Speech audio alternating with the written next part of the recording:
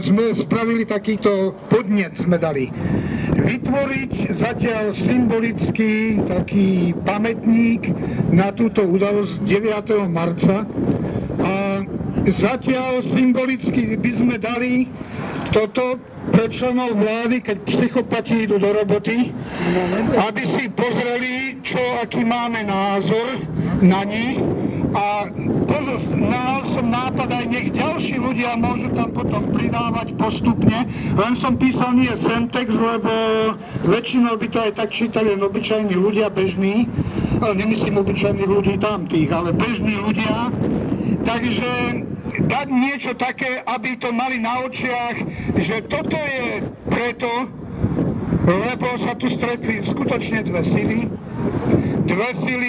Jedna, ktorá zlodejsky bezohľadne nás okrádala a druhí ľudia, ktorí bojovali za to, aby čosi bolo. Tak nech to majú priamo na očiach, aj pred sebou. Takže navrhujem na ten stĺp, že by sme zatiaľ dali. Miesto nám tu určite nedajú, tak aspoň tak symbolicky tam niečo dáme ako základný kameň a postupne budeme pridávať. Takže nechám to na vás. Sme tvorivý národ, vymyslíme niečo. Ďakujem.